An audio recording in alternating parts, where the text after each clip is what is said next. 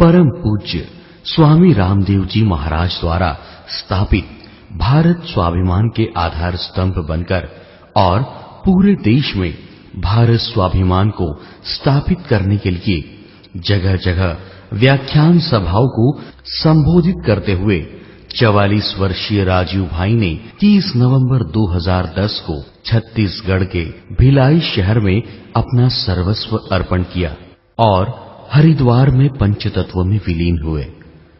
महात्मा गांधी की कर्मभूमि सेवाग्राम वर्धा में 9-10 वर्षों तक स्वदेशी का अभियान चलाने वाले राजीव भाई देश के युवाओं को देश कर्म के लिए प्रेरित करने वाले आजादी की लड़ाई में स्वदेशी आंदोलन के बाद आज के समय में स्वदेशी आंदोलन को खड़ा करने वाले राजीव भाई को शत शत नमन। आइए देशभक्ति और राष्ट्रभक्ति से परिपूर्ण उनके व्याख्यानों को सुने और देश को खुशहाल बनाने का संकल्प लें।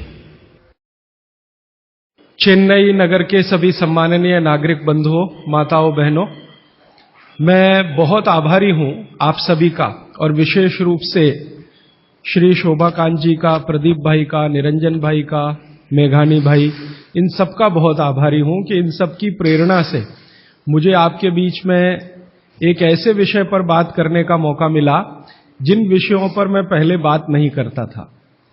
हमारी जो चिकित्सा और स्वास्थ्य का विषय है, इस पर बात करने की प्रेरणा मुझे पिछले 3-4 साल पहले हुई जब मैंने भारत सरकार को एक पत्र लिखा था। मैंने भारत देश की सरकार के स्वास्थ्य मंत्री को एक पत्र लिखा था ये जानने के लिए कि हमारे देश के लोगों की स्वास्थ्य की स्थिति क्या है। हमारे देश की सरकार हर 10-10 साल में एक जनसंख्या की गणना कराती है, जिसको सेंसस कहते हैं हमारे देश में। तो जब सेंसस होता है तब उस समय ये भी गणना की जाती है कि कितने लोग बीमार हैं, किनको क्या क्या बीमारी है और कितने लोग स्वस्थ हैं, कितने संपूर्ण स्वस्थ हैं, कितने आधे स्वस्थ हैं। तो मैंने आज से लगभग 4 साल पहले एक पत्र लिखा था स्वास्थ्य मंत्री को और उसमें एक ही प्रश्न पूछा था कि भारत के लोगों की स्वास्थ्य की स्थिति क्या है।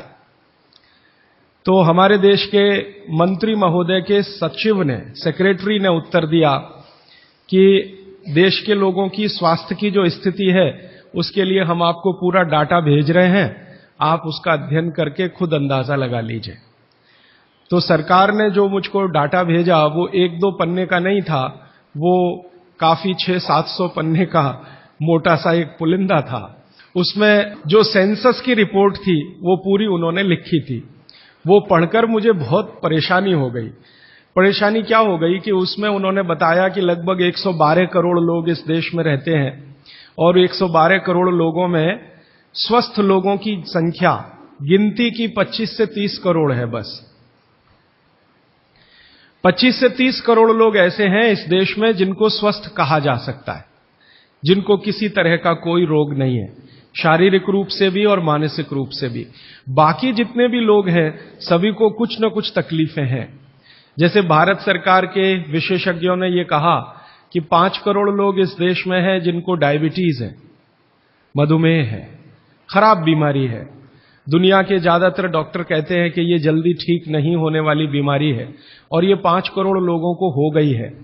और विशेषज्ञ ये कहते हैं उस रिपोर्ट में कि अगर यही गति और रफ्तार से डायबिटीज बढ़ती गई तो अगले 2014 तक लगभग 10 से 12 करोड़ लोगों को ये होगी। फिर उस रिपोर्ट में उन्होंने कहा है कि 12 से 13 करोड़ लोग ऐसे हैं जिनको लंग्स इन्फेक्शन की भिन्न भिन्न बीमारियां हैं, जैसे दमा है, अस्थमा है, सांस फूलती है, ब्रोंकियल अस्थमा है, ट्यूबरकुलोसिस है, ऐसे 12-13 करोड़ लोग। फिर वो विशेषज्ञों की रिपोर्ट कहती है कि भारत में लगभग 15-16 करोड़ लोग हैं जिनको घुटनों का दर्द, कमर का दर्द, कंधे का दर्द, हड्डियों का दर्द, जिसको आप संधिवात कहते हैं सरल भाषा में, ये हड्डियों के, जोड़ों के दर्द की बीमारियां हैं। फिर उसी रिपोर्ट में बताया गया है कि 9 से 10 करोड़ लोग हैं जिनको पेट का कुछ न कुछ तकलीफ है, जिनको पित्त की बीमारियों के द्वारा हम लोग अक्सर परिभाषित करते हैं। गैस बनना, एसिडिटी होना, अल्सर होना, पेप्टिक अल्सर होना, हाइपर एसिडिटी होना वगैरह वगैरह। और ये सब मैं पढ़ता गया और एक जगह लिखा हुआ था रिपोर्ट में, बहुत परेशान करने वाली बात, कि 20 से 22 करोड़ लोग हैं जिनको आंखों की कुछ ना कुछ बीमारी है। या तो कम दिखता है या बिल्कुल नहीं दिखता, रात में नहीं दिखता, दिन में दिखता है तो रंग का अंतर पता नहीं चलता। हम लोग अंग्रेजी में उनको नाइट ब्लाइंडनेस या कलर ब्लाइंडनेस या ग्लूकोमा जैसी बीमारियों से परिभाषित करते हैं। और ये पढ़ते पढ़ते मैं परेशान होता गया। अंत में रिपोर्ट के आखिरी हिस्से में सरकार की तरफ से ये बताया गया था कि ये सब बीमारियां तो हैं और सरकार इनके लिए क्या क्या प्रयास कर रही है। हर साल केंद्र सरकार का बजट है इन बीमारियों को ठीक करने के लिए, वो करीब 96,000 करोड़ रुपए का है, परोक्ष और प्रत्यक्ष दोनों मिलाकर, डायरेक्ट और इनडायरेक्ट। फिर राज्य सरकारों के अलग अलग बजट हैं। उन्होंने बताया कि जैसे तमिलनाडु की राज्य सरकार का बजट 35,000 करोड़ का है, आंध्र प्रदेश की सरकार का बजट 28,000 करोड़ का है। ऐसे अलग अलग राज्यों की सरकारों का बजट है। केंद्र सरकार का बजट और राज्य सरकार का बजट दोनों मिलाकर औसतन मैंने निकाला तो लगभग 1.25 लाख करोड़ रुपए का खर्चा है सरकार की तरफ से। फिर ये पूरी रिपोर्ट पढ़ने के बाद और एक हिस्सा है रिपोर्ट का कि भारत की सरकार कहती है कि विभिन्न बीमारियों का इलाज करने के लिए इस देश में जो डॉक्टरों की संख्या है, जो रजिस्टर्ड हैं, वो 23 लाख है। MBBS, MD, MS, BAMS माने आयुर्वेद के और प्लस BHMS होम्योपैथी के, तीनों विधाओं के, होम्योपैथी, आयुर्वेद और एलोपैथी तीनों मिलाकर सरकार कहती है कि 23 लाख डॉक्टर हैं जो रजिस्टर्ड हैं। अब 23 लाख डॉक्टर और लगभग 70 से 75 करोड़ मरीज या बल्कि 80 करोड़ मरीज, तो मैंने हिसाब निकाला कि एक डॉक्टर कितने लोगों का इलाज कर सकता है। अगर ईमानदारी से कोई डॉक्टर सवेरे से शाम तक, सवेरे 7 बजे से शाम 7 बजे तक क्लिनिक में काम करे तो ज्यादा से ज्यादा 50 लोगों को वो देख सकता है। अब 23 लाख डॉक्टर हैं और 50 का उसमें गुणा कर दो तो बीमारों की संख्या और जिनका इलाज हो पा रहा है उनकी संख्या में जमीन आसमान का अंतर है। फिर मैंने एक दूसरा पत्र लिखा और मैंने स्वास्थ्य मंत्री को यह कहा कि ये डॉक्टरों की संख्या तो पर्याप्त नहीं है बीमारों का इलाज करने के लिए। क्या सरकार की ऐसी कोई योजना है कि डॉक्टरों की संख्या बढ़ाई जाए? तो मंत्री के यहां से पत्र आ गया कि भारत की सरकार और राज्य की सरकारों ने अब तक जितने डॉक्टर्स बनाए हैं, इनको बनाने में करीब 10 लाख करोड़ से ज्यादा का खर्च हो चुका है। अगर ये संख्या हम दुगनी करें तो 20 लाख करोड़ रुपए हमें चाहिए। सरकार के पास इतना धन उपलब्ध नहीं है, इसलिए ये व्यवस्था कैसे आगे बढ़ेगी मालूम नहीं। फिर मैंने भारत सरकार को याद दिलाया कि भारत सरकार ने एक अंतर्राष्ट्रीय समझौता किया हुआ है जिसमें कई देश शामिल हैं और वो समझौते का टाइटल है 2014 तक सभी स्वस्थ। भारत में सन 2014 तक सभी को स्वस्थ हो जाना है, ये सरकार का समझौता है। तो 2014 तक कैसे होने वाला है?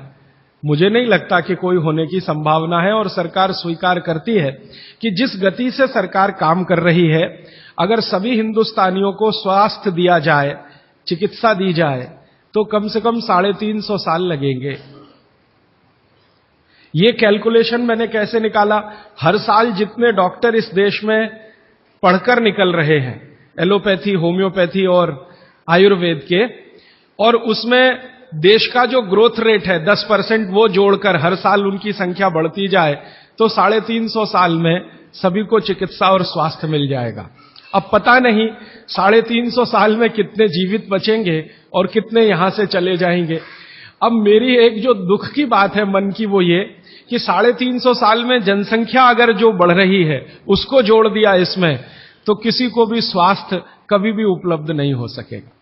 जब ये जानकारी मुझे आई तो मैं बहुत परेशान हुआ और मैंने सोचा कि ये तो बड़ी गंभीर स्थिति है। फिलहाल पिछले कुछ वर्षों से मैं स्वामी रामदेव जी के साथ जुड़ा हूं। उनसे जब मैंने इन सब विषयों पर चर्चा की तो वो भी कहते हैं कि बात तो बहुत गंभीर है, सबको स्वास्थ्य मिलना सरकार के बूते का और सरकार के दम पर और चिकित्सा जो चल रही है इस देश में उसके दम पर तो संभव नहीं है, कोई और रास्ता ढूंढना पड़ेगा। अब दूसरा रास्ता ढूंढने के लिए मैंने भारत देश के कई बड़े चिकित्सकों से बात करना शुरू किया, ऐसे वैद्यों से बात करना शुरू किया जो आयुर्वेद के बड़े पंडित माने जाते हैं इस देश में। विशेष रूप से एक वैद्य हैं हार्डीकर, पूना में रहते हैं और उनका भारत में बहुत बड़ा ऊंचा स्थान है। आजकल हिंदुस्तान के आयुर्वेद चिकित्सा के जो विशेषज्ञ हैं वो उनको आधुनिक चरक कहते हैं। इतनी ऊंची स्थिति है उनकी, हार्डीकर जी की। उम्र उनकी लगभग 85 वर्ष हो चुकी है। मैंने हार्डीकर जी से कहा कि भारत की चिकित्सा की जो स्थिति है वो ये है, सरकार कहती है, आप क्या मानते हैं? तो उन्होंने कहा कि भारत में किसी को भी सरकार के भरोसे चिकित्सा कभी नहीं मिल सकती। अगर कोई व्यक्ति चाहे तो अपनी चिकित्सा स्वयं करे, तभी रास्ता खुलेगा और कोई रास्ता नहीं। हार्डीकर जी ने एक दिन मुझे कहा कि तुम जानते हो 200 साल पहले हिंदुस्तान में लोग बीमार नहीं थे इतने। तो मैंने कहा आप कैसे कहते हैं? उन्होंने कहा स्टैटिस्टिक्स देख लो, आंकड़े देख लो। तो 200 साल पहले के भारत के लोगों के चिकित्सा और स्वास्थ्य के आंकड़े मैंने इकट्ठे किए, जो अंग्रेजों की सरकार के द्वारा तैयार किए गए थे, क्योंकि उस समय भारत में अंग्रेजों की सरकार चलती थी। तो मुझे हैरानी हुई कि आज जितने बीमार हैं और उस समय जितने बीमार थे, आज जितनी जनसंख्या है और 200 साल पहले जितनी जनसंख्या है, वो सब बातों को ध्यान में रखते हुए मैं अगर आपको सरल भाषा में कहूं कि अगर आज 100% लोग बीमार हैं तो 200 साल पहले मुश्किल से 8 या 10% लोग ही बीमार थे। अब वो 8 से 10% लोगों की चिकित्सा के लिए अंग्रेजों ने एलोपैथी व्यवस्था यहां शुरू की थी, जो शायद पर्याप्त रही होगी, क्योंकि बीमारों की संख्या बहुत कम थी। आज बीमारों की संख्या हमारी कुल संख्या की 70 से 80% हो गई है और ये चिकित्सा लगभग फेल हो गई है। पिछले 60 वर्षों में आजादी के बाद आप सब जानते हैं, सरकार भी मानती है इस बात को कि जितना विकास हुआ है एलोपैथी चिकित्सा का, जितने डॉक्टर बढ़े हैं, जितनी दवाएं बढ़ी हैं, जितने हॉस्पिटल्स बढ़े हैं, जितनी सुविधाएं बढ़ी हैं, उतनी बीमारियां कई गुना गति से बढ़ गई। अब न हॉस्पिटल पर्याप्त हैं, न डॉक्टर पर्याप्त हैं। आप अक्सर आए दिन अखबारों में समाचार पढ़ते होंगे, टीवी पर देखते होंगे कि लोगों को बिना इलाज के मर जाना पड़ता है, बिना दवा के मर जाना पड़ता है, हॉस्पिटल के बाहर बेचारे पड़े रहते हैं और डॉक्टर कहते हैं कि उनके ऊपर काम का इतना बोझा है कि वो सभी पेशेंट को अटेंड नहीं कर सकते। ये दोनों तरफ की बातें समझने के बाद मुझे वैद्य हार्डीकर जी की बात समझ में आई कि सब लोग अपनी चिकित्सा करने लगे तो रास्ता खुलता है सभी के स्वस्थ होने का। तो मैंने एक दिन हार्डीकर जी को पूछा कि क्या यह संभव है कि हर आदमी अपनी चिकित्सा खुद कर ले, तो डॉक्टर की क्या जरूरत है?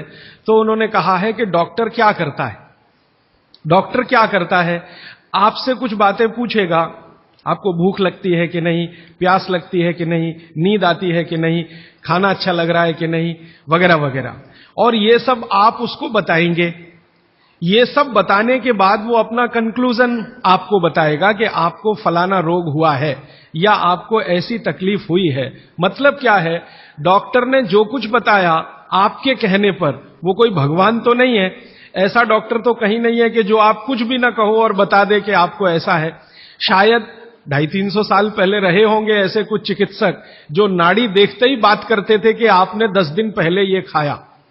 हार्डीकर जी ने मुझे बताया कि ऐसे वैद्य रहे हैं इस देश में जो 1 मिनट आपकी नाड़ी पकड़ लें तो बता देंगे कि कल क्या खाया, 2 दिन पहले क्या खाया, 4 दिन पहले क्या खाया, 10 दिन पहले क्या खाया।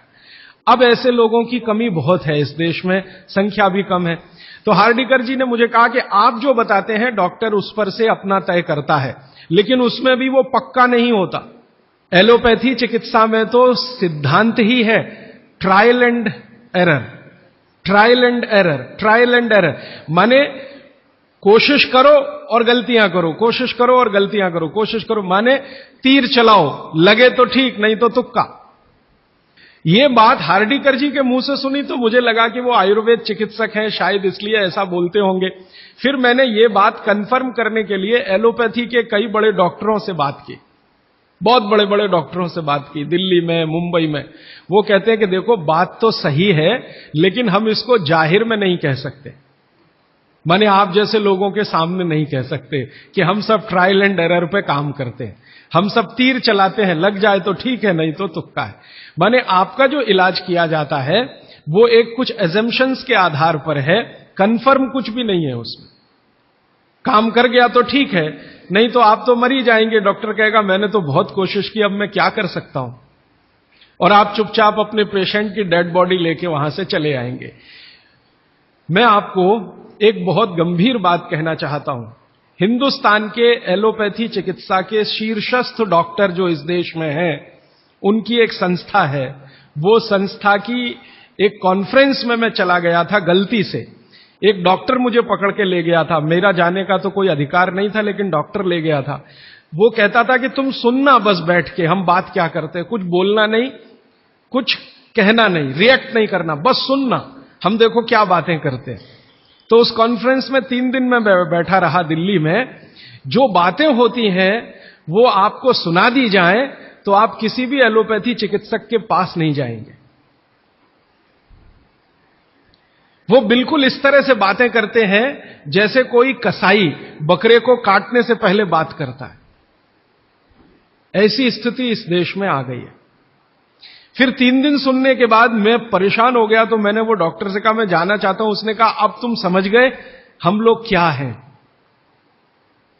तो मैंने कहा ये आपने मुझे समझाया क्यों? तो उन्होंने कहा तुम एक काम कर सकते हो जो हम नहीं कर सकते, कि ये बातें दूसरों को समझा दो।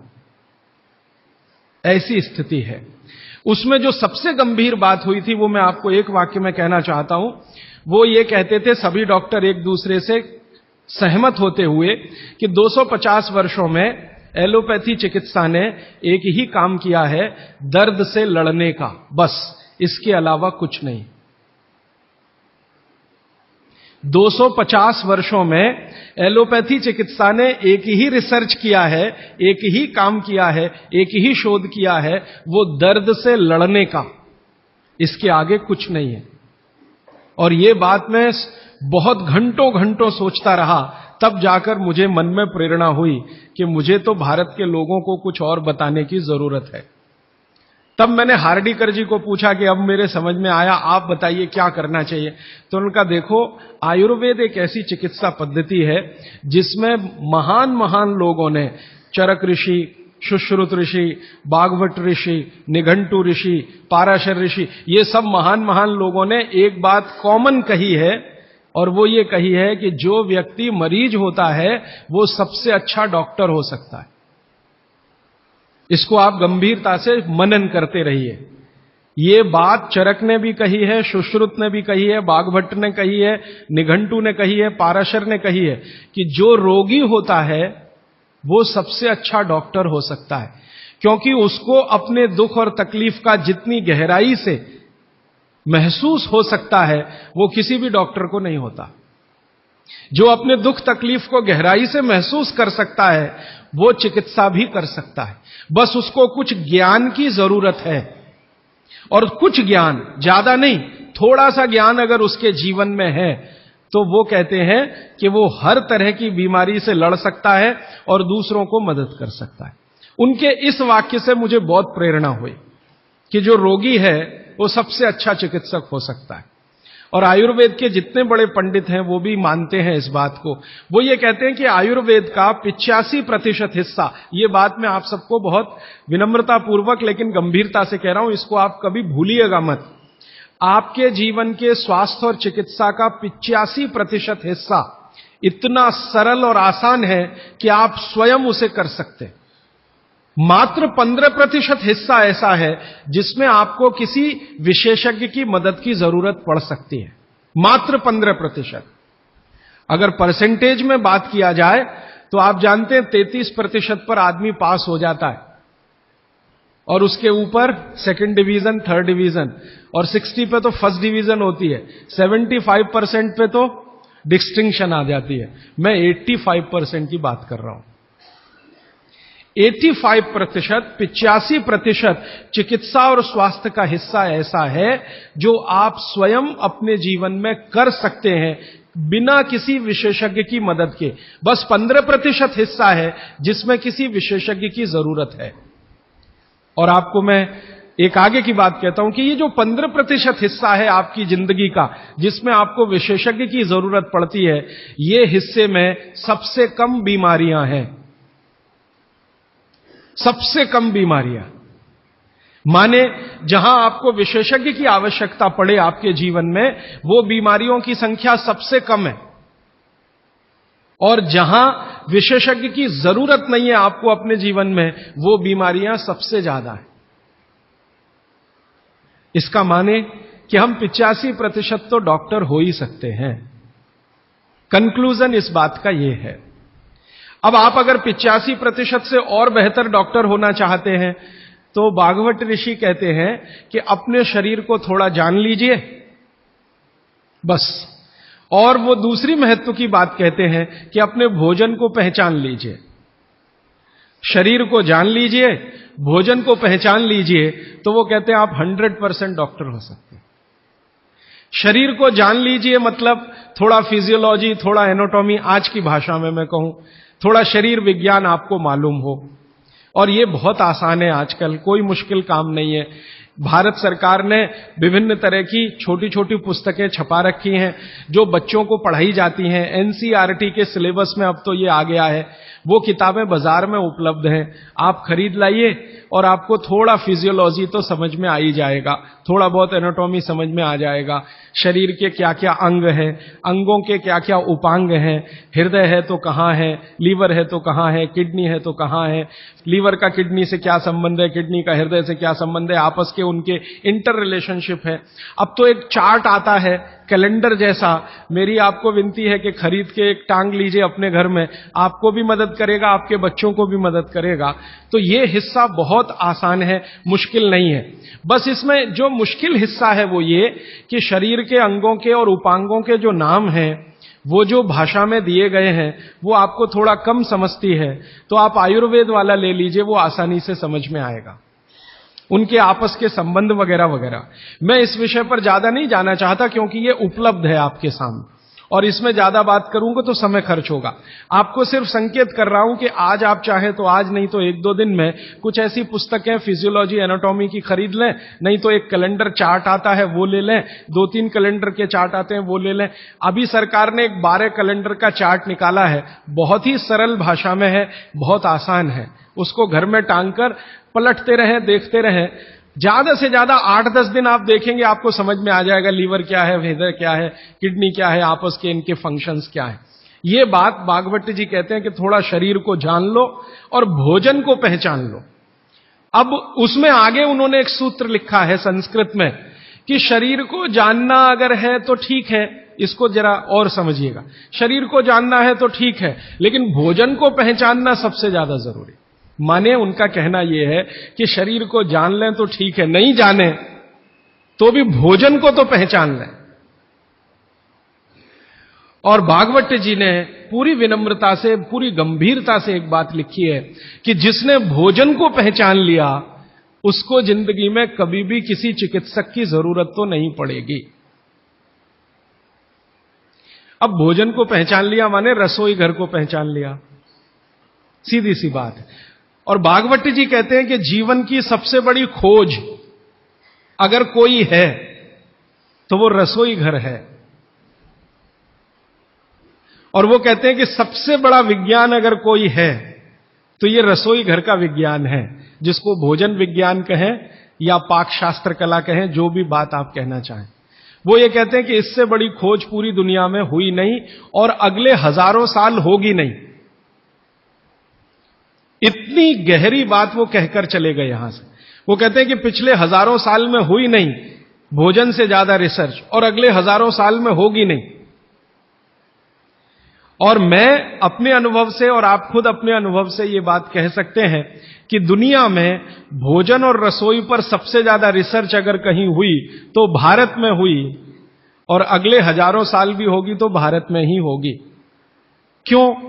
दूसरे देशों में भोजन ही नहीं है, रिसर्च क्या करेंगे?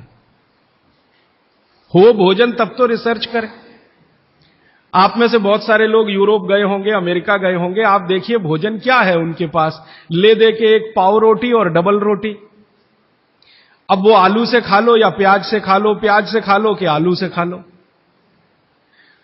उसको बीच में काट के प्याज भर लो या प्याज बगल में रख के खा लो। उसको पिज्जा कह दो, बर्गर कह दो, हॉट डॉग कह दो, कोल्ड डॉग कह दो, वो प्रिपरेशन तो एक ही है ना।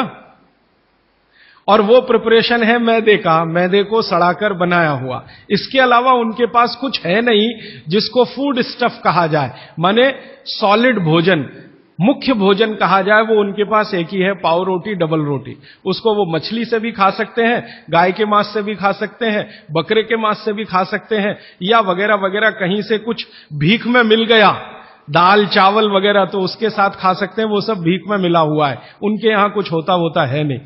मैं आपको एक छोटी सी जानकारी देना चाहता हूं। एक बार एक विदेशी व्यक्ति से मेरा झगड़ा हो गया, एक जर्मनी का व्यक्ति था, उससे झगड़ा हो गया। झगड़ा कुछ इस बात का था कि भारत महान है कि जर्मनी महान है। ये जर्मनी के लोगों को आप जानते हैं, थोड़ा शॉविनिज्म बहुत है।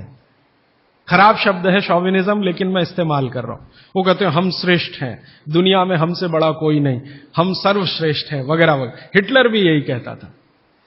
तो उसकी महानता की हवा निकालने के लिए मैंने उससे कुछ सवाल कर लिए, तो परेशान हो गया, लेकिन जर्मनी की असलियत सामने आ गई। मैंने उसको पूछा तुम्हारे देश में क्या होता है? गन्ना होता है, गन्ना, शुगर केन? तो उसने कहा नहीं होता। आम होता है? आम नहीं होता। केला होता है? नहीं होता। चीकू होता है? नहीं होता। संतरा होता है? नहीं होता। मौसम्मी होती है? नहीं होती। जब बहुत परेशान हो गया तो कहने लगा देखिए मिस्टर राजीव दीक्षित, कोई भी मीठी चीज मेरे देश में नहीं होती। अब बात आगे करिए। कोई भी मीठी चीज मेरे देश में नहीं होती। एक वाक्य में उसने खत्म कर दिया। फिर मैंने कहा अच्छा चलो, मीठी चीज नहीं, कड़वी चीज पूछते हैं। मेथी होती है? मेथी? मेथी तो मीठी नहीं है, तो मेथी होती है? उसने कहा नहीं होती। पालक होता है? नहीं होता। चुकंदर होता है? नहीं होता। फिर थोड़ी देर में परेशान हो गया, कहने लगा हरे पत्ते की कोई चीज मेरे देश में नहीं होती। तो मैंने कहा फिर होता क्या है? तो उसने कहा दो ही चीजें हैं, एक तो आलू होता है और एक प्याज होती है। तो आलू को प्याज में मिला के खा लो या प्याज को आलू में मिला के खा लो, और कुछ नहीं होता।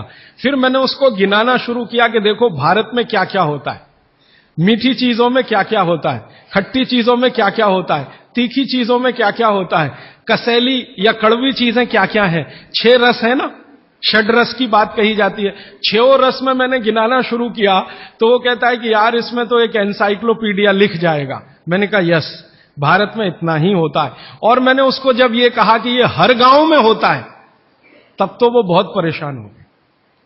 मैंने कहा हर गांव में होता है, 7,32,000 गांव हैं, हर गांव में ये सब होता है। माने किसी गांव को दूसरे पर निर्भर रहने की जरूरत नहीं है, नमक को छोड़कर। तब उसने कहा कि सच में इंडिया इज ग्रेट। ये ग्रेटनेस है अपने देश की। हमको अगर ये समझ में आती है तो भागवत जी की बातें हमको बहुत अच्छे से समझ में आएंगी। मैं भागवत जी के बारे में 1-2 जानकारी और देकर विषय पर आना चाहता हूं, ये भूमिका के रूप में कह रहा हूं। भागवत जी भारत देश के उन महान ऋषियों में गिने जाते हैं जिन्होंने चरक से भी ज्यादा काम किया। ये बात को बहुत ध्यान से आप सुनिएगा, लेकिन मैं विनम्रता पूर्वक कह रहा हूं। अब तक हमने बार बार चरक का नाम सुना है, चरक चरक चरक। भागवत जी चरक के शिष्य थे और चरक ने जितने साल काम किया उससे 1.5 गुना ज्यादा काम भागवत जी का है। चरक जी के जाने के बाद चरक ने जो सूत्र लिखे हैं, जो उनकी खोज है, रिसर्च है, चरक संहिता जो पूरा का पूरा शास्त्र है, उसके एक एक सूत्र को प्रमाणित करने का काम भागवत जी ने किया। प्रमाणित करने का मतलब ऑब्जर्वेशन करना, फिर जैसा रिजल्ट है वैसा ही प्राप्त करना। जैसे चरक ऋषि ने कहा ये खाने से ये होता है, मान लो उन्होंने एक स्टेटमेंट कर दिया कि ये वस्तु खाने से ये होता है। भागवत जी ने उसको प्रमाणित करने में 25 साल लगा दिए, 20 साल लगा दिए, 30 साल लगा दिए, और जब तक देख नहीं लिया तब तक उसको लोगों को कहने लायक नहीं माना। हमारे आयुर्वेद चिकित्सा शास्त्र के जो विशेषज्ञ हैं वो ये मानते हैं कि चरक जो थे महापंडित थे, बहुत ऊंचे स्थान के व्यक्ति थे, लेकिन भागवत जी थे वो साधारण आदमियों के चिकित्सक थे। इसका मतलब क्या है? इसका मतलब यह है कि चरक ने जो बातें बहुत गहराई से और गूढ़ शब्दों में कही हैं, भागवत जी ने उनको बहुत सरल करके साधारण लोगों की समझ में आए वैसा प्रस्तुतिकरण कर दिया है। भागवत जी की ये दो पुस्तकें अष्टांग हृदयम और अष्टांग संग्रहम पढ़ने के बाद मुझे लगा कि मैंने चरक को पढ़ लिया, सुश्रुत को पढ़ लिया, निघंटु को पढ़ लिया, सबको पढ़ लिया, क्योंकि उन्होंने सबका निचोड़ डाल दिया उसमें। और वो ये कहते हैं कि अब मैंने जो तैयार कर दिया है अष्टांग हृदयम या अष्टांग संग्रहम, ये आम आदमी के लिए है। वो चाहे तो इसका पालन करे और अपने जीवन में मेरी तरह से सुखी और निरोगी रहे। भागवत जी 135 वर्ष तक जिंदा रहे और उनके शिष्य बताते हैं कि उन्होंने इच्छा मृत्यु को धारण किया। माने उनकी इच्छा हो गई थी कि अब बहुत दिन जिंदा रहने से कोई फायदा नहीं है, तो मृत्यु को वरण किया। ऐसे पंडित आदमी, इतनी कमांड अपने शरीर पर। और वो ये कहते हैं जब मृत्यु को जा रहे थे तो उनके शिष्य कह रहे थे कि परेशान हम हो जाएंगे, आप चले जाएं। उनका कोई परेशानी नहीं है, ये शरीर छोड़ूंगा, दूसरा धारण करूंगा। जैसे तुम शर्ट बदलते हो मैं बदल लूंगा, लेकिन अब मुझे जाना चाहिए, इस शरीर का सीमा हो गया है। ऐसे व्यक्ति जिन्होंने मृत्यु को धारण किया अपनी इच्छा से, उन्होंने जो कुछ अपने जीवन में किया है वो 2 ही पुस्तकों में सारा समाहित है। तीसरी कोई पुस्तक उन्होंने लिखी नहीं। और वही दोनों पुस्तकों में कुल मिलाकर 7000 सूत्र हैं। 7000, 2 पुस्तकों में कुल मिलाकर 7000 सूत्र हैं। सभी सूत्र संस्कृत में है, ये तो आप जानते ही हैं, क्योंकि उस जमाने में हिंदी थी नहीं, तमिल थी नहीं, तेलुगु थी नहीं, ज्यादा से ज्यादा संस्कृत ही थी या प्राकृत थी। तो संस्कृत में उन्होंने सब कुछ लिखकर छोड़ दिया।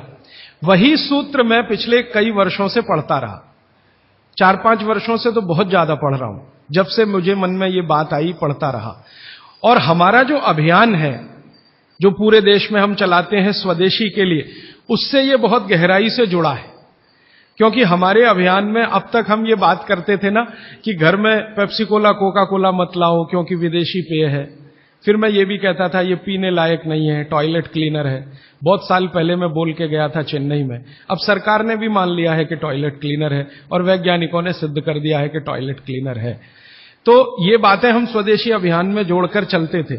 जब मुझे पता चला कि इसी स्वदेशी अभियान का एक बड़ा हिस्सा है, पेप्सी कोका कोला भारत से धन लूटकर अमेरिका ले जा रहा है, ऐसे एलोपैथी चिकित्सा की दवाएं बनाकर कंपनियां उससे भी ज्यादा लूट कर ले जा रहे। एक अमेरिकन कंपनी है, उसका नाम है प्रॉक्टर एंड गैम्बल। उसकी बैलेंस शीट मैंने देखी तो उनका मुनाफे का प्रतिशत 20,000 है, माने 20,000% प्रॉफिट कमा रहे हैं वो भारत में। पेप्सी कोका कोला तो 1000% पे काम कर रहे हैं, प्रॉक्टर एंड गैम्बल 20,000% पे काम कर रहे हैं। एक अमेरिकन कंपनी है एली लिली, उनका प्रॉफिट परसेंटेज 35,000 है, 35,000% मुनाफा कमा रहे हैं वो भारत में। तो ध्यान में आया कि विदेशी कंपनियां पेप्सी कोका कोला बेचकर जितना धन कमा रही हैं, उससे कई गुना ज्यादा एलोपैथी की दवाएं बेचकर कमा रही हैं। और उस धन को कमाने में भारत के चिकित्सक उनकी थोड़ी मदद कर रहे हैं, क्योंकि वो उन्हीं दवाओं का प्रिस्क्रिप्शन लिख रहे हैं जो ये कंपनियां बेच रही हैं।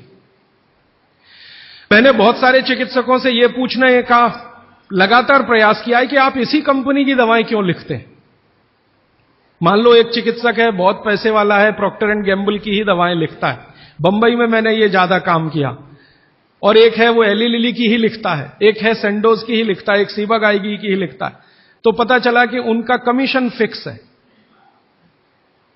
ये खराब शब्द बोलने के लिए आप मुझे माफ करेंगे, डॉक्टरों का कंपनियों से कमीशन फिक्स है। माने कमीशन जो कंपनी ज्यादा देगी वो उसका प्रिस्क्रिप्शन लिखेंगे। इसका मतलब यह है कि उनको आपकी चिकित्सा से कोई लेना देना नहीं है, उनको अपने कमीशन की चिंता है।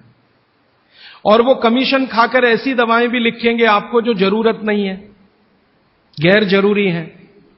अक्सर आपने देखा है कि एक साथ कोई डॉक्टर का प्रिस्क्रिप्शन है, 18-20 गोलियां लिखी हुई हैं, 4 सुबह 4 दोपहर 4 शाम 4 रात गोलियां ऐसे खिलाते हैं जैसे सब्जियां खाएं हम।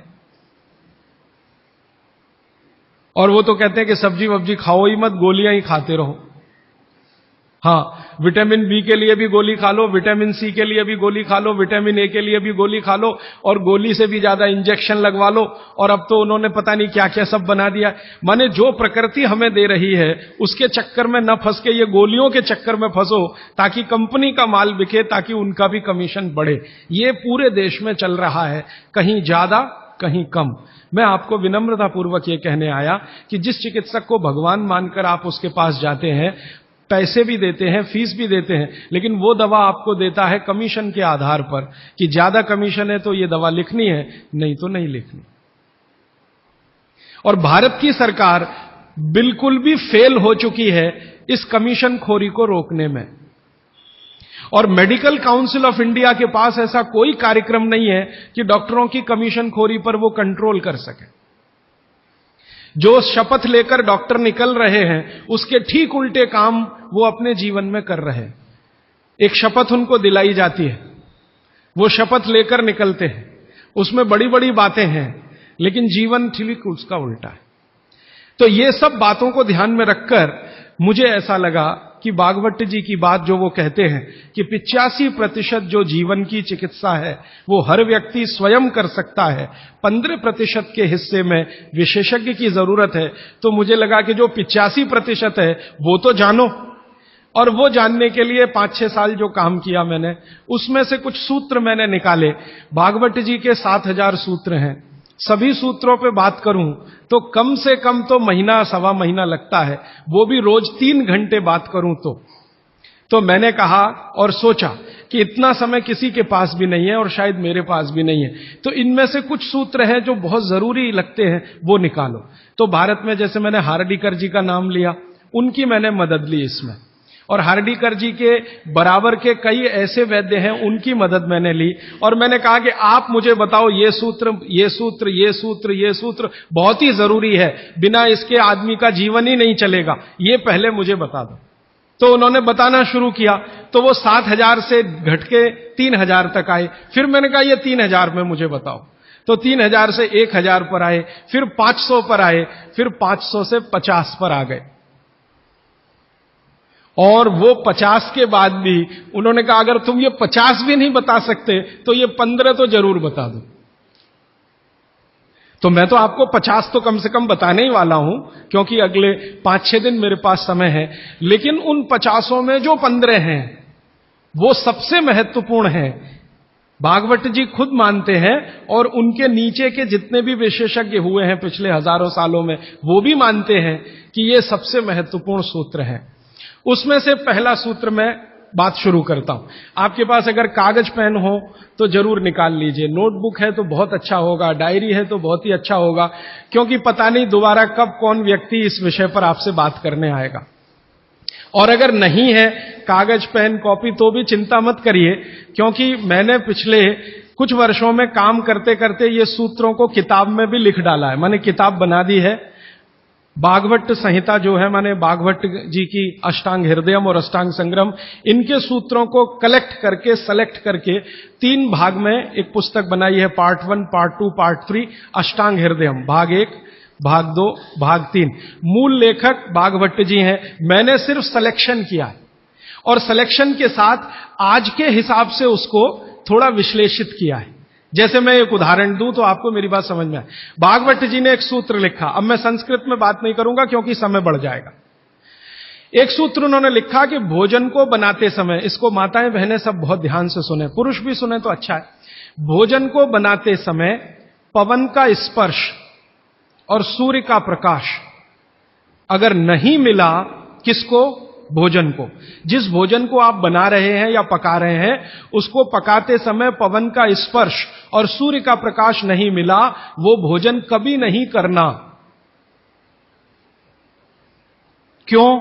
तो वो आगे लिखते हैं ये भोजन नहीं विष है। और फिर आगे लिखते हैं कि दुनिया में 2 तरह के विष हैं। एक ऐसे विष होते हैं जो तत्काल असर करते हैं, और एक ऐसे विष होते हैं जो धीरे धीरे असर करते हैं। तत्काल असर वाले विष आप जानते हैं, जीभ पर 1 ड्रॉप डालो मर जाओ, ऐसे बहुत विष हैं। और धीरे धीरे असर करने वाले विष माने 2 साल में, 5 साल में, 10 साल में, 15 साल में, 20 साल में असर करेंगे और आपको मरने की स्थिति में पहुंचा देंगे। तो सूत्र उनका इतना है कि जिस भोजन को बनाते समय पवन का स्पर्श और सूर्य का प्रकाश ना मिले वो भोजन को कदापि ना करें, क्योंकि वो विष है। अब ये तो सूत्र है, पहले संस्कृत है, मैंने वो हटा दिया, संस्कृत नहीं कहा, सीधे हिंदी में कहा। अब इस हिंदी का विश्लेषण करें, हम कहना क्या चाहते हैं वो, और आज के हिसाब से विश्लेषण करें, सन 2007 के हिसाब से विश्लेषण करें। अब तक मैंने जो बोला वो बागभट्ट जी का हिस्सा था, अब जो वो बोल रहा हूं वो मेरा हिस्सा है। बागभट्ट जी कह रहे हैं कि प्रेशर कुकर का भोजन ना करें, क्योंकि प्रेशर कुकर एक ऐसी तकनीक है जिसमें भोजन बनाते समय ना तो सूर्य का प्रकाश जा सकता है, ना पवन का स्पर्श उसको मिलेगा। प्रेशर कुकर से जो भी है वो हवा बाहर तो आ सकती है, बाहर की हवा अंदर जाने की उसमें कोई डिवाइस नहीं है, कोई रास्ता नहीं। सूर्य का प्रकाश उसमें अंदर जाए ऐसी कोई टेक्नोलॉजी उसमें डेवलप नहीं हुई है। तो भागवत जी ने 3500 साल पहले कहा, शायद उनको ये अंतर चेतना में आ गया होगा कि ये कभी ना कभी आदमी प्रेशर कुकर बना ही लेगा। ये मैंने मजाक में कहा, लेकिन आज के हिसाब से आपको समझ में आए इसके लिए। तो वो ये कहते हैं कि प्रेशर कुकर का भोजन ना करें, माने हमारे घर में एक प्रेशर कुकर है जिस पर भागवत जी का सिद्धांत लागू नहीं होता। माने सिद्धांत ऐसे लागू नहीं होता कि हम उसका खाना खाएं, ना खाएं, वो विष है। फिर मैंने वैज्ञानिकों से बात की कि ये प्रेशर कुकर का भोजन विष है, ऐसा भागवत जी कहते हैं, आपका क्या कहना है? तो हमारे देश में CDRI नाम की एक बड़ी लेबोरेटरी है, सेंट्रल ड्रग रिसर्च इंस्टीट्यूट। वहां के 2 साइंटिस्टों ने कहा कि यार काम तो हमने करके देखा है, बात सही है भागवत जी। मैं कहता हूं ये टीवी पे बोलो, तो उन्होंने कहा ये प्रेशर कुकर कंपनियां गर्दन काट देंगी हमारी, टीवी पे नहीं बोल सकते हम, तुम चाहो तो बोलो। मैंने कहा आपकी रिसर्च क्या कहती है? वो ये कहते हैं कि ये जो प्रेशर कुकर है ज्यादा से ज्यादा या 99% एल्यूमिनियम के बने हुए हैं। एल्यूमिनियम आप जानते हैं। और वो ये कहते हैं कि भोजन रखने और बनाने का सबसे खराब मेटल अगर कोई है तो एल्यूमिनियम ही है। सबसे खराब मेटल जिसमें भोजन को आप रखें और भोजन को पकाएं वो एल्यूमिनियम ही है। और दोनों वैज्ञानिक, वो कहते हैं नाम नहीं लेना हमारा, इसलिए मैं नहीं ले रहा हूं, वो ये कहते हैं कि हमारा 18 साल का रिसर्च ये कहता है कि अगर इस एल्यूमिनियम के प्रेशर कुकर का खाना बार बार आप खाते जाओ तो गारंटी है कि आपको डायबिटीज तो हो ही जाएगा, अर्थराइटिस तो हो ही जाएगा, ब्रोंकाइटिस भी होने की पूरी संभावना है, और सबसे ज्यादा टीबी होने की संभावना है, अस्थमा, टीबी, ये सब होने की संभावना। मैं पूछा आपने अब तक कितनी बीमारियों को डिटेक्ट किया? तो उन्होंने कहा 48 बीमारियों को हम डिटेक्ट कर चुके हैं जो प्रेशर कुकर के खाने से ही होती हैं। और ये दोनों रिसर्चर सबसे ज्यादा इन्होंने रिसर्च किया जेलों में। जेल है ना हमारी, वहां सभी कैदियों को एल्यूमिनियम के बर्तन में ही खाना मिलता है, आप जानते हैं। तो ये दोनों वैज्ञानिक लखनऊ के हैं, लखनऊ की जेल में, लखनऊ के आसपास की जेलों में इन्होंने बहुत काम किया। वो जेलों में जाते हैं और जो कैदी एल्यूमिनियम के बर्तनों में खाना खाते हैं उनके ऊपर उन्होंने बहुत काम किया। और उन्होंने कहा सबका जीवन कम होता है और जीवन की शक्ति कम होती है, प्रतिकारक शक्ति कम होती है और रोग बहुत जल्दी उनको आते हैं। बाद में मैंने एक छोटा सा काम इसमें ऐड किया। वो वैज्ञानिकों से रिपोर्ट लेने के बाद मैंने ये तय किया कि पता करो कि ये एल्यूमिनियम कब से आया, क्योंकि ये ज्यादा पुरानी चीज नहीं है। तो पता चला 100-125 साल पहले आया। 100-125 साल पहले अंग्रेजों की सरकार थी। अंग्रेजों की सरकार के वैज्ञानिकों ने एल्यूमिनियम को हिंदुस्तान में इंट्रोड्यूस कराया। और आपको सुनकर हैरानी होगी कि अंग्रेजों की सरकार का जो पहला नोटिफिकेशन आया एल्यूमिनियम के बर्तन बनाने का, वो जेल के कैदियों के लिए ही आया। और उनका यह तय हुआ था कि जेल के कैदियों को एल्यूमिनियम के बर्तनों में ही भोजन दिया जाए, क्योंकि ये सब भारत के क्रांतिकारी हैं और अंग्रेजों को इन्हें मारना है। उस जमाने में आप जानते हैं जेल में कोई भी होता था तो वो क्रांतिकारी होता था। भगत सिंह हो या उधम सिंह, चंद्रशेखर हो या अशफाक उल्ला, राजेंद्र नाथ लाहिड़ी हो या ठाकुर रोशन सिंह, ये सब तो क्रांतिकारी थे जो जेलों में जाया करते थे अंग्रेजों के जमाने। इनको जानबूझकर एल्यूमिनियम के बर्तन में ही खाना देना है ताकि ये जल्दी मरे या मरने की स्थिति में आ जाए। तो समझबूझकर अंग्रेजों की सरकार ने एल्यूमिनियम के बर्तन इस देश में इंट्रोड्यूस किए। अब परिणाम क्या हुआ? अंग्रेज तो चले गए, लेकिन जेलों में आज भी ये नियम चल रहा है कि भोजन एल्यूमिनियम के बर्तनों में ही दिया जाएगा। अंग्रेज चले गए, फिर भी ये काम चल रहा है। और अब मुश्किल ये हो गई है कि वो जेलों से हमारे घर में आ गया, और हमारे घरों से ज्यादा गरीबों के घर में आ गया। ज्यादा गरीब लोगों के भोजन तो सारे एल्यूमिनियम के बर्तनों में ही बन रहे हैं, और वो बेचारे बिना जाने बूझे ट्यूबरकुलोसिस और अस्थमा जैसी बीमारियों के शिकार हो रहे हैं। तो भागवत जी का सूत्र तो बहुत सरल है, सिंपल है कि जो भोजन को बनाते समय सूर्य का प्रकाश या पवन का स्पर्श ना मिले वो भोजन कभी नहीं करना। मैंने उदाहरण के लिए आपको समझा दिया कि प्रेशर कुकर का भोजन नहीं करना क्योंकि ये जहर है। एक और चीज है अपने घर में, रेफ्रिजरेटर। रेफ्रिजरेटर भी एक ऐसी वस्तु है, एक ऐसी डिवाइस है, एक ऐसी टेक्नोलॉजी है जिसमें सूर्य का प्रकाश नहीं जा सकता, पवन का स्पर्श भी नहीं हो सकता। और एक तीसरी चीज है अपने घर में, माइक्रोवेव ओवन। इसमें भी सूर्य का प्रकाश नहीं जा सकता, पवन का स्पर्श नहीं हो सकता। मतलब सीधा सा यह है कि आधुनिक तकनीकी से बनी हुई चीजें जो हमारे घरों में आई हैं पिछले 15-20 वर्षों में, भागवत जी के अनुसार इनमें रखा हुआ पकाया हुआ भोजन विष है, तो ना करें। नहीं तो क्या होगा? आप कहेंगे जी हम तो करेंगे, हम तो छोड़ नहीं सकते प्रेशर कुकर को, हम तो छोड़ नहीं सकते रेफ्रिजरेटर को, हम तो छोड़ नहीं सकते माइक्रोवेव ओवन को, क्योंकि इसमें भोजन से समय बचता है। मेरा बहुत सारी माताओं और बहनों से तर्क हुआ है, वो ये कहते हैं कुकर में खाना बनाने से समय बचता है। तो मैं उनसे पूछता हूं ठीक है समय बचता है, तो बचे हुए समय का क्या करती हैं?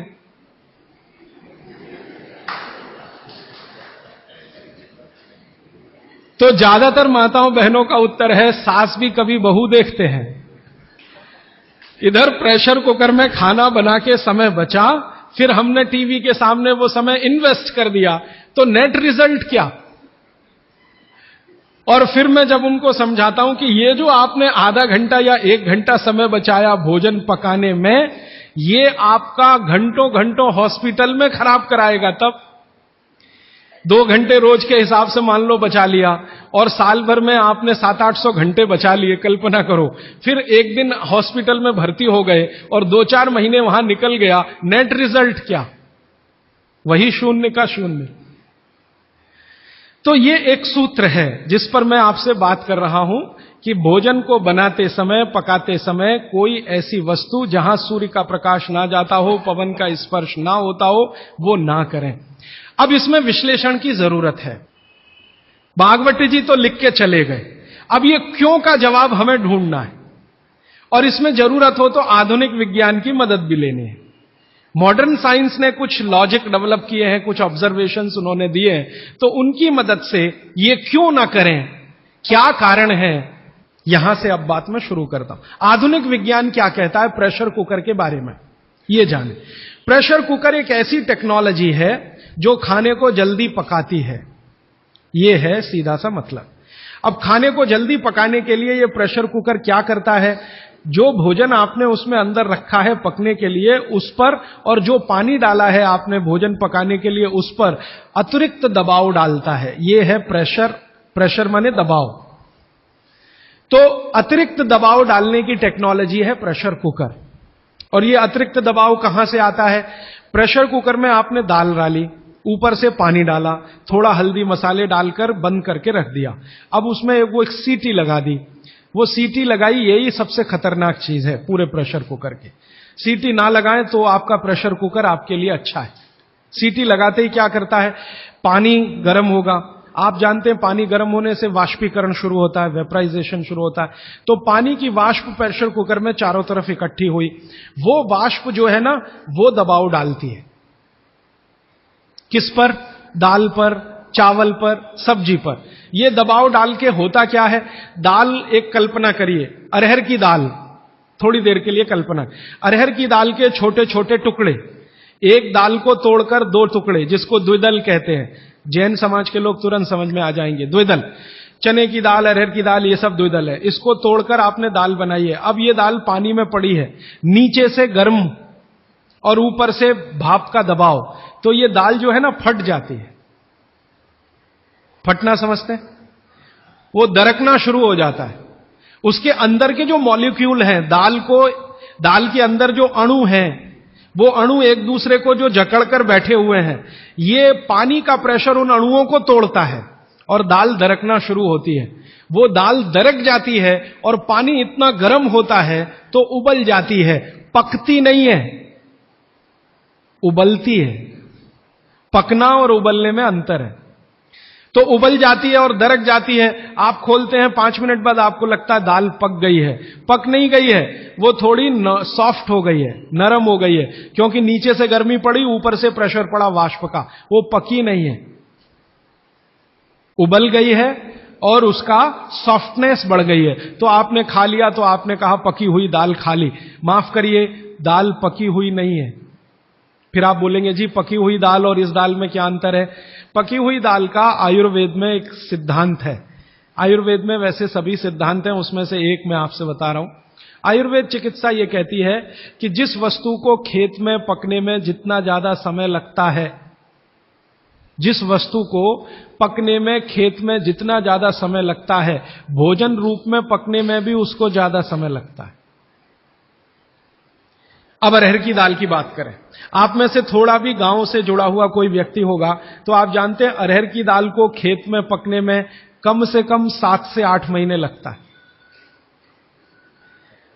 कम से कम 7 से 8 महीना लगता है। क्यों? अरहर की दाल में जो कुछ भी है, जिसको आप न्यूट्रिएंट के रूप में जानते हैं, माइक्रो न्यूट्रिएंट के रूप में जानते हैं, सूक्ष्म पोषक तत्व के रूप में जानते हैं, वो मिट्टी से दाल तक आने में सबसे ज्यादा समय लगता है। ये जो मिट्टी है ना खेत की, ये माइक्रो न्यूट्रिएंट्स का खजाना है। खेत की मिट्टी में कैल्शियम है, खेत की मिट्टी में आयरन है, खेत की मिट्टी में सिलिकॉन है, कोबाल्ट है, जिप्टन है, जोरोन है, ये सब माइक्रो न्यूट्रिएंट्स खेत की मिट्टी में है। ये पौधे की जड़ में आते हैं, जड़ से तने में आते हैं, तने से फल में आते हैं। इस पूरी क्रिया में बहुत समय लगता है, तो इसलिए दाल को पकने में समय लगता है। तो आयुर्वेद यह कहता है कि जिस दाल को खेत में पकने में ज्यादा समय लगा, उसको घर में भी पकने में ज्यादा समय लगना चाहिए। क्यों? ये जो माइक्रो न्यूट्रिएंट्स धीरे धीरे एब्जॉर्ब हुए हैं दाल में, खींच कर आए हैं दाल में, इनको डिसॉल्व होने में भी धीरे धीरे ही समय लगेगा। आप दाल क्यों खाना चाहते हैं? आप दाल खाना चाहते हैं प्रोटीन के लिए। प्रोटीन कहां से आएगा? ये जो माइक्रो न्यूट्रिएंट्स का कलेक्शन दाल में इकट्ठा है, इनके टूट जाने पर, बिखर जाने पर, तो वो बिखरने और टूटने में उसको देरी लगने वाली है, क्योंकि आने में देरी लगी है। यह प्रकृति का सिद्धांत है, आयुर्वेद का नहीं कहना चाहिए, प्रकृति का सिद्धांत है। बच्चे को पेट के अंदर गर्भाशय में विकसित होने में समय लगता है। दुनिया में हर चीज को विकसित होने में समय लगता है, जल्दी कुछ नहीं होता। इसलिए दाल भी जल्दी नहीं पकती, बच्चा भी जल्दी नहीं होता। सभी चीजों में यह है, प्रकृति का नियम है। और प्रकृति का दूसरा नियम है कि जिन चीजों को पकने में, बड़ा होने में ज्यादा समय लगा है, उनको डिसॉल्व होने में भी ज्यादा समय लगेगा। और दाल जब डिसॉल्व होगी तब उसके प्रोटीन्स आपको मिलेंगे भोजन में। इसीलिए आप दाल खा रहे हैं, ताकि आपको प्रोटीन की कमी पूरी हो। कुछ विटामिन आपको चाहिए, कुछ प्रोटीन्स आपको चाहिए, कुछ और दूसरे अंश आपको चाहिए।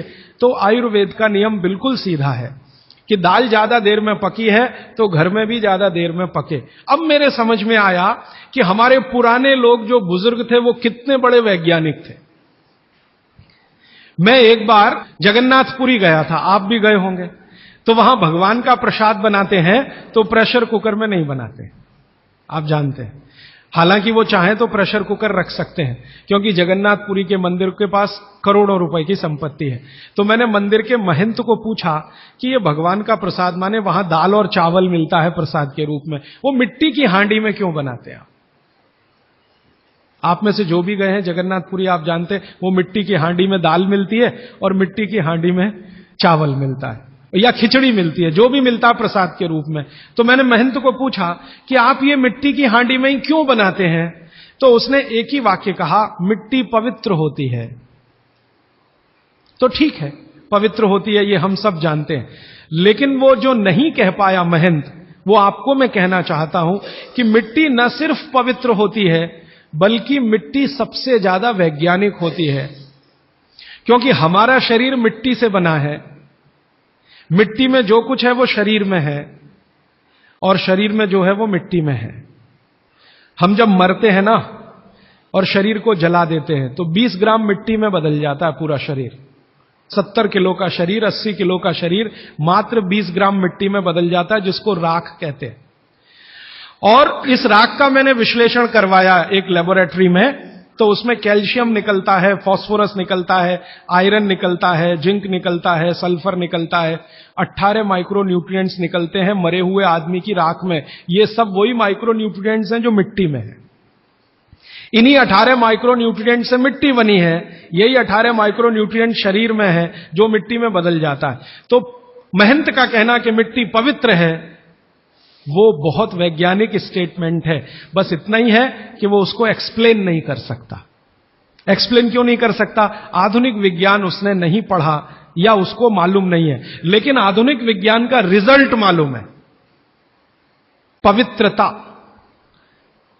रिजल्ट उसे मालूम है, विश्लेषण नहीं मालूम। वो हमारे जैसे मूर्खों को मालूम है। मैं अपने को उस महंत की तुलना में मूर्ख मानता हूं। क्यों? क्योंकि मुझे ये विश्लेषण करने में 3 महीने लग गए, वो बात 3 मिनट में समझा दिया कि मिट्टी पवित्र है। तो ये मिट्टी की जो पवित्रता है, उसकी जो माइक्रो न्यूट्रिएंट्स की कैपेसिटी या कैपेबिलिटी है, उसमें से आई है। तो मिट्टी में दाल आई है, दाल आपने पकाई है, तो वो महंत कहता है कि मिट्टी पवित्र है, इसलिए हम मिट्टी के बर्तन में ही दाल पकाते हैं। भगवान को पवित्र चीज ही देते हैं, अपवित्र चीज भगवान को नहीं दे सकते। अच्छा, मैं वो दाल ले आया और भुवनेश्वर लेके गया, पुरी से भुवनेश्वर। भुवनेश्वर में CSIR का एक लेबोरेटरी है, council of science and industrial research का लेबोरेटरी है, जिसको रीजनल रिसर्च लेबोरेटरी कहते हैं। तो वहां ले गया, कुछ वैज्ञानिकों से कहा ये दाल है, उन्होंने कहा हाँ हाँ ये पुरी की दाल है। मैंने कहा इसका विश्लेषण करना है, इस दाल में क्या है?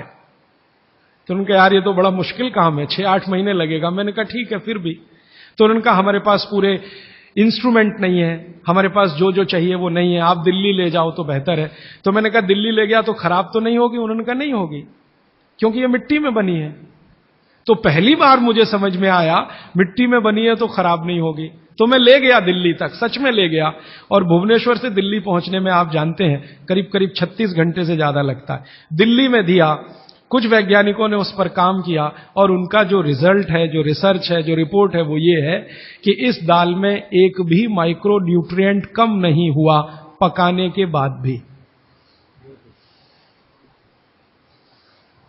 इस दाल में एक भी माइक्रो न्यूट्रिएंट कम नहीं हुआ पकाने के बाद भी। फिर मैंने उन्हीं वैज्ञानिकों को कहा कि भैया प्रेशर कुकर की दाल का भी जरा देख लो। तो उन्होंने कहा ठीक है, वो भी देख लेते हैं। तो प्रेशर कुकर की दाल को जब उन्होंने रिसर्च करके देखा तो उन्होंने कहा इसमें माइक्रो न्यूट्रिएंट्स बहुत ही कम है। मैं पूछा परसेंटेज वाइज बता दो, तो उन्होंने कहा अगर अरहर की दाल को मिट्टी की हांडी में पकाओ और 100% माइक्रो न्यूट्रिएंट्स हैं, तो कुकर में पकाने में 13% ही बचते हैं, 87% नष्ट हो गए। मैं पूछा कैसे नष्ट हुए? तो उन्होंने कहा ये जो प्रेशर पड़ा है ऊपर से, और इसने दाल को पकने नहीं दिया, तोड़ दिया, मॉलिक्यूल्स टूट गए हैं, तो दाल तो बिखर गई है, पकी नहीं है, बिखर गई है, सॉफ्ट हो गई है। तो खाने में हमको ऐसा लग रहा है कि ये पका हुआ खा रहे हैं, लेकिन वास्तव में वो नहीं है।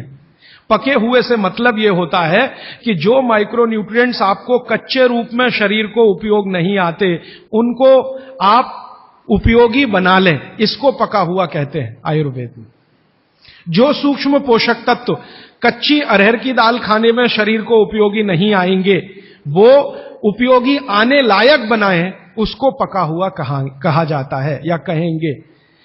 तो उन्होंने कहा कि ये मिट्टी की हांडी की दाल बहुत बहुत क्वालिटी में ऊंची है, बशर्ते कि आपके प्रेशर कुकर की। और दूसरी बात तो आप सभी जानते हैं, वो मुझे सिर्फ रिपीट करनी है कि मिट्टी की हांडी की बनाई हुई दाल को खा लीजिए तो जो उसका स्वाद है वो जिंदगी भर नहीं भूलेंगे आप।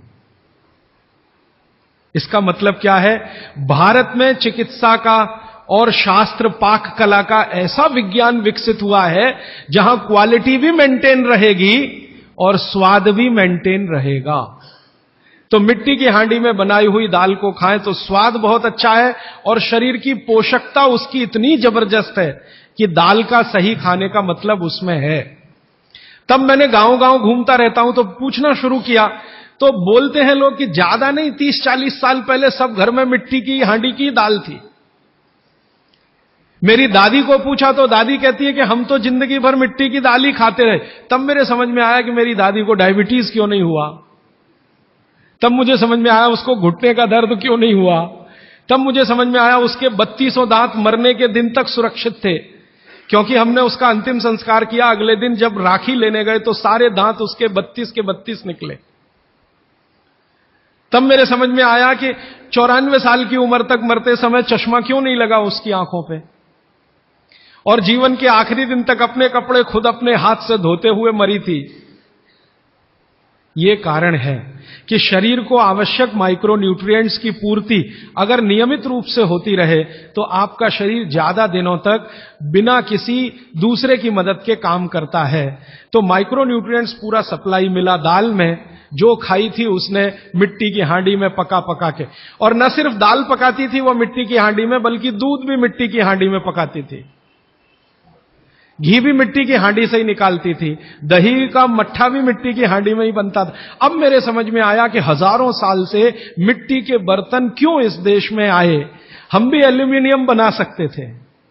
देखिए, बात मैं आपसे कहने जा रहा हूं वो ये कि हिंदुस्तान भी 2000 साल पहले, 5000 साल पहले एल्यूमिनियम बना सकता था, क्योंकि एल्यूमिनियम का रॉ मटेरियल इस देश में भरपूर मात्रा में है। बॉक्साइट, हिंदुस्तान में बॉक्साइट के खजाने भरे पड़े हैं। कर्नाटक बहुत बड़ा भंडार, तमिलनाडु, आंध्र प्रदेश बॉक्साइट के बड़े भंडार हैं। हम भी बना सकते थे, अगर बॉक्साइट है तो एल्यूमिनियम बनाना कोई मुश्किल काम नहीं है, लेकिन हमने नहीं बनाया क्योंकि उसकी जरूरत नहीं थी। हमको जरूरत थी मिट्टी की हांडी की, इसलिए हमने मिट्टी की हांडी बनाई और उसी पर सारे रिसर्च और एक्सपेरिमेंट किए। इसलिए कुम्हारों की एक पूरी की पूरी जमात इस देश में खड़ी की गई कि तुमको भैया मिट्टी के ही बर्तन बनाने हैं। माने तुमसे बड़ा वैज्ञानिक कौन। अब ये कुम्हार जो इतने बड़े वैज्ञानिक हैं इस देश के, जो मिट्टी के बर्तन बनाकर हजारों साल से दे रहे हैं हमारे स्वास्थ्य की रक्षा करने के लिए, हमने उनको नीची जाति बना दिया। हम कैसे मूर्ख लोग। वो नीचे कहां है जरा बताइए। अगर प्रेशर कुकर की कंपनी जो बना रही है प्रेशर कुकर वो ऊंचा आदमी है, तो ये कुम्हार नीचा कैसे हो गया।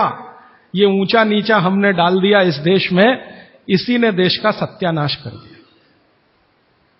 ये ऊंचा नीचा कुछ तो अंग्रेजों ने डाला, कुछ अंग्रेजों के पहले जो मुसलमान थे उन्होंने डाला, और कुछ अंग्रेज और मुसलमानों के जाने के बाद हम काले अंग्रेजों ने इसको ऐसा पक्का बना दिया कि कुम्हार इस देश में बैकवर्ड क्लास है। जो सबसे बड़ा वैज्ञानिक काम कर रहा है मिट्टी के बर्तन बना बनाकर आपके माइक्रो न्यूट्रिएंट्स को, आपके सूक्ष्म पोषक तत्वों को कम नहीं होने देने के लिए मिट्टी का सिलेक्शन करता है वो। आपको मालूम है हर एक मिट्टी से बर्तन नहीं बनते। एक खास तरह की मिट्टी है वही बर्तन बनाने में काम आती है, और एक खास तरह की मिट्टी है जो हांडी बनाती है, दूसरे खास तरह की मिट्टी में कुल्हड़ बनता है, तीसरे खास तरह की मिट्टी में कुछ और बनता है। ये मिट्टी को पहचानना कि इसमें कैल्शियम ज्यादा, इसमें मैग्नीशियम ज्यादा इसलिए हांडी इससे बनाओ, और इसमें कैल्शियम मैग्नीशियम कम है इसलिए इसका कुल्हड़ बनाओ, ये तो बहुत बहुत बारीक और विज्ञान का काम है। ये सब कुम्हार कर रहे हैं, हजारों साल से कर रहे हैं, बिना किसी यूनिवर्सिटी में पढ़े हुए कर रहे हैं। तो हमें तो वंदन करना चाहिए, उनके सामने नतमस्तक होना चाहिए। कितने महान लोग हैं। दुर्भाग्य से सरकार की कैटेगरी में वो बैकवर्ड क्लास में आते हैं। तो ये जो मिट्टी के बर्तन की बात हुई, वो मिट्टी के बर्तन की बात इसलिए कि माइक्रो न्यूट्रिएंट्स का सब कुछ सामान्य रहता है। इसलिए हमारे यहां एल्यूमिनियम के बर्तन या दूसरे मेटल के बर्तन का चलन कम है। भगवान के लिए तो बनाते नहीं, धातुओं के बर्तन में खाना नहीं बनता, सभी मंदिरों में भोजन और प्रसाद ज्यादातर मिट्टी के। तो आप भी कर लीजिए ये काम, प्रेशर कुकर निकालिए, मिट्टी की हांडी ले आइए। तो आप कहेंगे जी दाल देर में पकेगी, सिद्धांत ही वही है दाल का, तो जो देर में खेत में पकी है वो देर में घर में भी पकेगी। तो आप बोलेंगे फिर टाइम मैनेजमेंट कैसे होगा? मैं आपको सरल बता देता हूं। दाल को हांडी में रख के चढ़ा दीजिए, बाकी सब काम करते रहिए, घंटे 1.5 घंटे में पक जाएगी, उतार लीजिए, फिर खा लीजिए। घंटे 1.5 घंटे में आपके झाड़ू पोछा, दूसरे बर्तन साफ करना, कपड़े साफ करना, या जो भी काम करना है, पढ़ना लिखना, बच्चों को पढ़ाना, वो करते रहिए, वो दाल पकती रहेगी। ये है भागवत जी का सूत्र कि ऐसा भोजन नहीं करना जो बनाते समय, पकाते समय सूर्य के प्रकाश से वंचित हो और पवन के स्पर्श से वंचित हो। यह तभी संभव है जब आप खुले बर्तन में खाना बनाएं तो पवन भी अंदर आए और सूर्य का प्रकाश की किरणें भी अंदर आए खुले बर्तन में। और वो खुला बर्तन सबसे अच्छा मिट्टी का हांडी। आप कहें जी मिट्टी की हांडी के बाद अगर कोई चीज है तो हमारे यहां एक मेटल बनता है जिसको आप लोग कहते हैं एलॉय है, कांसा। कांसा आपने सुना है, शायद देखा भी हो किसी के घर में। तो दूसरा सबसे अच्छा माना जाता है कांसा, तीसरा सबसे अच्छा माना जाता है पीतल। अब ये कांसे और पीतल में भी हमने काम कर लिया कि अरहर की दाल को कांसे के बर्तन में पकाएं तो उसके सिर्फ 3% माइक्रोन्यूट्रिएंट कम होते हैं, 97% मेंटेन रहते हैं। पीतल के भगोने में पकाएं तो 7% कम होते हैं, 93% बचे रहते हैं। लेकिन प्रेशर कुकर में बनाएं तो सिर्फ 7% बचते हैं, बाकी खत्म होते हैं। अब आप तय कर लीजिए, आपको लाइफ में क्वालिटी चाहिए तो आपको मिट्टी की हांडी की तरफ ही जाना पड़ेगा। क्वालिटी ऑफ लाइफ की अगर बात आप करेंगे, माने जो खा रहे हैं वो पूरे शरीर में पोषकता दे, ये लाइफ की क्वालिटी की बात आप करेंगे तो मिट्टी की हांडी की तरफ ही जाना पड़ेगा। माने भारत की तरफ वापस लौटना पड़ेगा, इंडिया से। अभी हम हैं इंडिया में, जो बनाया अंग्रेजों ने या बना दिया अमरीकियों ने, इस इंडिया से निकल के भारत की यात्रा करनी पड़ेगी। और मैंने पिछले 1-2 वर्षों में ये बातें गांव-गांव में कहना शुरू किया है, तो इसका परिणाम पता है क्या? कि कुम्हारों की इज्जत बढ़ गई है गांव में। गांव वाले समझते हैं कि ये तो कोई बड़ा काम कर रहे हैं हमारे लिए। और मैं मानता हूं कि मेरे व्याख्यान की अगर कोई सार्थकता है तो वो ये कि कुम्हारों की इज्जत इतनी बढ़ जाए कि वो पंडितों के बराबर आ जाएं, क्योंकि वो किसी से नीचे नहीं है, क्योंकि वो किसी से छोटे नहीं है। भले वो मिट्टी के बर्तन बना रहे हैं, बहुत वैज्ञानिक काम वो कर रहे हैं। और मजे की बात कि वो हांडी बना के आपको 20-25 रुपए में ही दे रहे हैं, प्रेशर कुकर तो 250-300 रुपए का है। और सबसे मजे की बात कि ये हांडी जब खत्म होगी, माने इसकी लाइफ पूरी हो जाएगी, तो ये हांडी फिर मिट्टी में मिल जाएगी और फिर वही मिट्टी से हांडी बन जाएगी। दुनिया में ऐसी कोई वस्तु नहीं है। प्रेशर कुकर के बारे में तो नहीं कह सकते आप, बायोडिग्रेडेबल है। तो आप कोशिश करें अपने घर में थोड़ा परिवर्तन करें। अब मैं आखिरी बात जो आज की कह रहा हूं वो ये, मैंने पिछले 2 वर्षों में मैं होम्योपैथी की भी चिकित्सा करता हूं। तो बहुत सारे पेशेंट मुझे फोन करते हैं, राजीव भाई ये। तो मैंने कुछ पेशेंट को खास कर कहा कि देखो भैया, आपको मैं कोई दवा नहीं दूंगा। तो कहने लगे फिर बीमारी कैसे ठीक होगी? मैंने कहा एक ही काम करो, मिट्टी की दाल खाना शुरू करो, मिट्टी की हांडी में रखी हुई दाल खाना शुरू करो। चावल खाना है तो मिट्टी की हांडी का। कहने लगे राजीव भाई कौन करेगा ये सब? मैंने कहा आपकी बीवी करेगी या आप करोगे? अगर जिंदगी चाहिए तो झक मार के आप करोगे, नहीं तो अमेरिका जाओ, कनाडा जाओ, जर्मनी जाओ, लाखों रुपए खर्च करो, फिर भी झक मार के वापस आओ, डॉक्टर कहेगा इलाज नहीं। तो आप देख लो, तो जो गंभीर मरीज हैं वो आप जानते हैं वो कुछ भी करेंगे जो आप कहें। तो मेरे पास कुछ डायबिटीज के क्रोनिक पेशेंट हैं, बहुत क्रोनिक, जिनका यूनिट, शुगर यूनिट 480 के ऊपर है। ऐसे 100 से ज्यादा पेशेंट, कुछ गुजरात में है, कुछ राजस्थान में और कुछ बंबई में। मैंने उनको कहा ध्यान से मिट्टी का बर्तन ले आओ और शुरू करो। अब बर्तन लाने में तकलीफ हुई तो कुम्हार को ढूंढना पड़ा, तो लेकिन मिल गया। वो 8 से 9 महीना हो गया नियमित रूप से मिट्टी की दाल और मिट्टी का चावल, माने हांडी की दाल और हांडी का चावल, हांडी की खिचड़ी नियमित रूप से खा रहे हैं। और अब तो उन्होंने मिट्टी का तवा भी ले आया अपने घर में रोटी बनाने के लिए।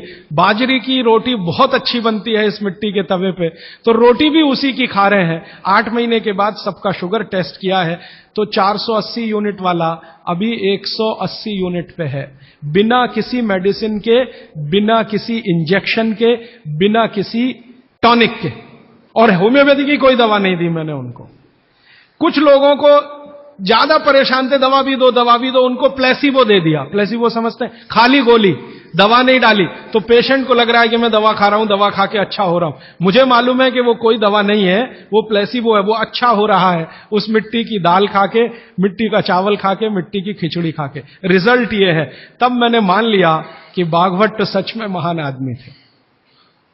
वो एक सूत्र लिख गए कि आप ऐसा भोजन मत करो जिसमें सूर्य का प्रकाश ना जाए, पवन का स्पर्श ना हो, तो वो आपके लिए अमृत तत्व है, भोजन नहीं है, वो अमृत जैसा है।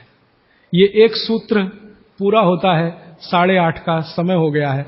आगे कल दूसरा सूत्र, तीसरा, ऐसे कर करके जो सबसे जरूरी 15 है वो पहले बताऊंगा और उसके आगे बढ़ता जाए। आभार, धन्यवाद।